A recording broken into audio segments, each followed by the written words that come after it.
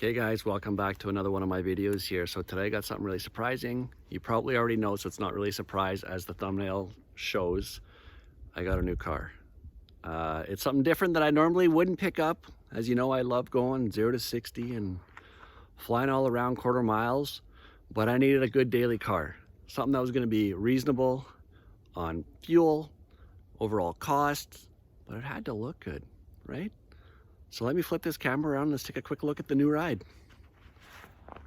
Here it is, check it out, the 2025 Toyota Camry XSE Hybrid. This is real world, guys. This is the environment that I live in. Living up north here, we got snowy conditions like this. So I'd like to take photos of the car while it's all shiny and new looking, but this is real world. But as you can see, this white paint covers up a lot of the little bit of dirt and debris as of right now. Let's get a closer look at some of these tires on it. These are 19-inch tires that come with the car. Very nice looking, two-tone paint. As you probably noticed, I do have the windows tinted on the car. So if you're ever curious to wonder sort of what the car might look like with tint, as you can see in the front window, it's 50% tint, and on the rear window is 25% tint. For all you guys that are concerned about tinting your vehicles. Let's get a quick look from behind here. Honestly, this car has got some really nice lines. I really do love the two-tone roof. I think that looks amazing. You can see the exhaust here out back. They just got a single or a dual coming out of the back here. And let's get a shot from the other side here before we decide to pop inside the car and take a closer look. So there you go. There's a quick 360 of what the car looks like. Just wanted to give you a quick look underneath the motor on this beast. This is what it looks like, 2.5 liter.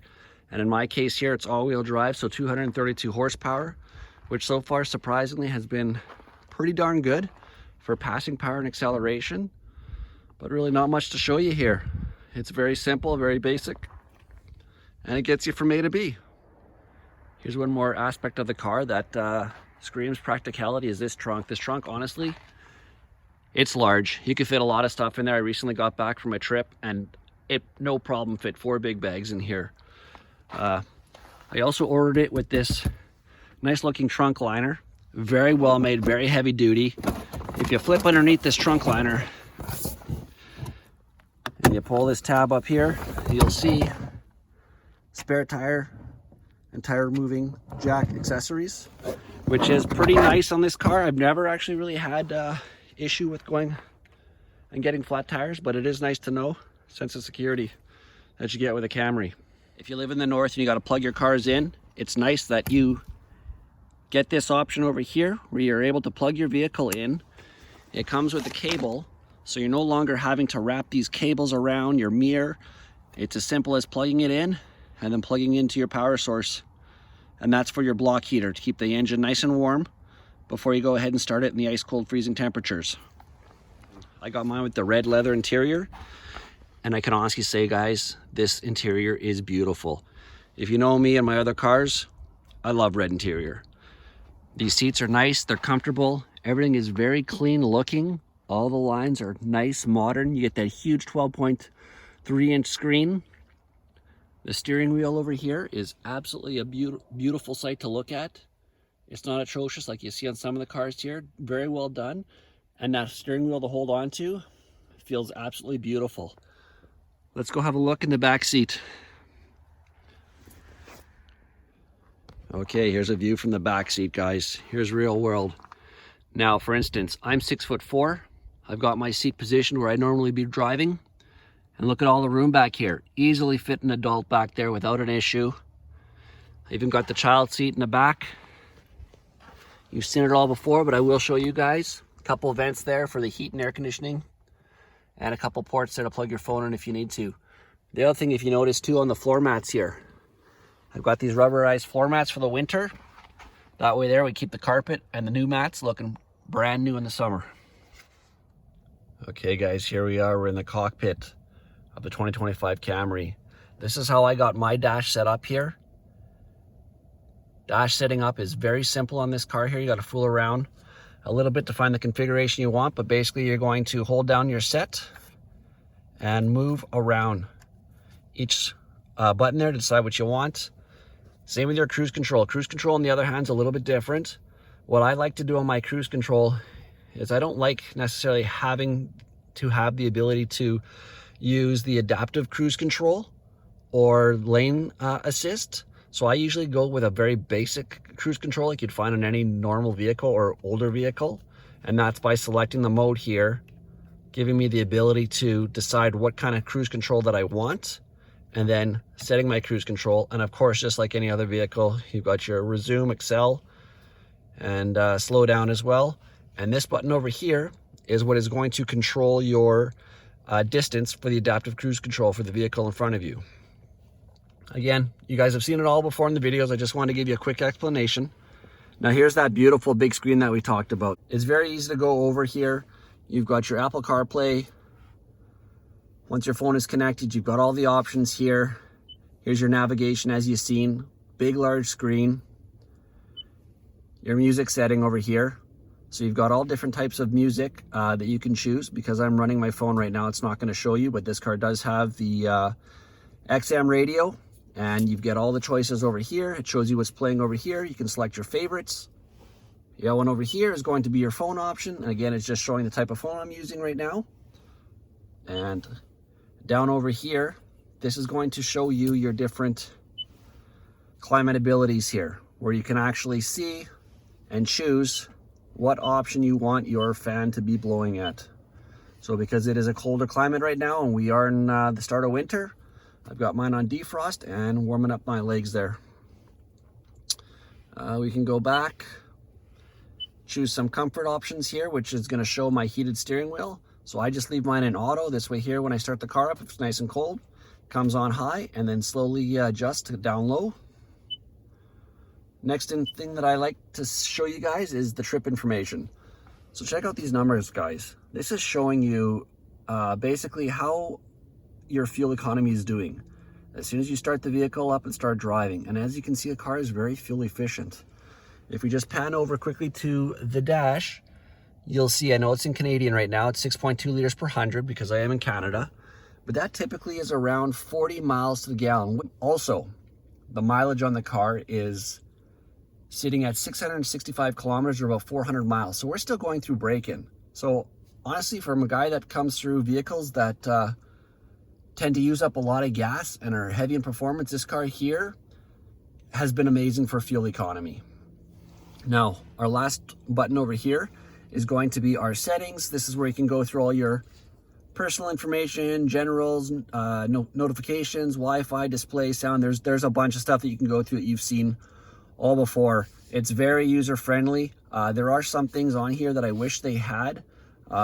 Mostly it would be like the control function as far as the battery and fuel economy, because you're really buying this car for the fuel economy. Now, something that I really like that a lot of vehicles are kind of getting rid of is the touch buttons. I love having all these touch buttons here. I think it's amazing. It's just right there. It's available. You're not having to go through any menus, scrolling around. They're right here. So obviously you've got your temperature settings, your fan settings for your HVAC, steering wheel controls. You've got what you're going, you can switch between the different modules as far as where you want your HVAC pointed. And of course, you've got your different buttons over here. We can go ahead and sync that. Heated seats. This button here shows whether or not that you are getting heat going to the rear of the seats or not for efficiency, as this car is very efficient. This is your auto button, like on any HVAC system. Heated seats, ventilated seats, which are very nice. If we pan over here quickly, it's a nice deep glove box. Really nothing in there, as I haven't had a chance to collect any junk. If you look down over here, your basic stick shift. This is also going to give you 3 functions: Sport, Normal, and Eco. If we look on the dash here, it's actually a pretty cool sight. So if we push on Sport, you get this nice red dash that tells you she's ready to rock and roll. Normal drive mode, nothing too fancy. And of course your Eco. So this way here, you know what mode you're driving in. So far I've been driving mostly in between Eco and Normal, which are really good. You get a very desensitized pedal feel as you're stepping on the gas. And I will say sport mode is very peppy as far as what the pedal feels like. You tend to accelerate fairly rapidly. Again, it's not a race car, but you do notice the difference in the drive modes. The other thing here is a hold button here, which I guess if you're too lazy to hold your foot down on a brake at a red light, you can use that. And the EV mode here. The EV mode, really, I don't ever see a time that you'd use that because the car does it in automatic anyways. But it allows you just to drive in EV mode, say if you're going down a back lane or creeping down your driveway and you don't want to wake them up. Your parking brake. Underneath here is our glove box. It's a very deep glove box. So what I'm going to be doing is ordering accessories so that I can organize this, because I don't like throwing all this junk just on the bottom sitting here bouncing around. I just remembered one thing, one of my favorite qualities of this car. If we look up, up, up, up, and up, there we go, guys. Check that out. If that's not amazing, I love that roof. Just having glass all up top there is simply amazing. We've also got a visor here that we can push to close that if you want to close it and stop it for your passenger there. They're getting too much glare. Or if you want to keep going and close it up completely and shut out that light, which I don't know why you'd want to do when you got a roof like this. Again, I'm sure I'm missing a whole bunch of other options on the car here. For instance, the mirror over here, you've got your garage door openers. You got 1, 2, and 3, so you got 3 garage doors that you need to open. That's it. It was probably the simplest operation I ever had to do as far as set up for a garage door. But let's go for a quick drive and I'll show you what this car's all about in real world. Okay guys, we are cruising around in the Camry right now. And what do you hear? Nothing. Silence. Isn't it beautiful? So as you guys can see here, the dash shows basically everything you want to see. You can see right now where the battery flow is going. We got the motor powering the wheels and the battery is being charged right now. If we accelerate a little bit, you will see that the battery will perk up and start sending power to the front wheels, or in this case right now, it has gotten to a speed and it is now supplying the vehicle wheels with full-time battery power, as you see the eco button on the left bottom there in the green. So the car is driving 100% off the battery right now. Let's go ahead and see if we can get the cruise control set here. So we will push the cruise control button and we are set and cruising. Now, if you look at the screen there, if I push the button down here, this is going to dictate the amount of distance for the vehicle in front of me. And if I continue to push that button, it will pull back further and further. And there we go. Now, if you look at that, it says driver sit up or face forward. It's because I was covering this section over here. Now what that is basically doing, it is watching what I am doing, making sure that I am attentive at all times. So you can see back over here where the energy flow is going. Because we are going downhill now, the wheels were actually regenerating power going into the battery, which is amazing.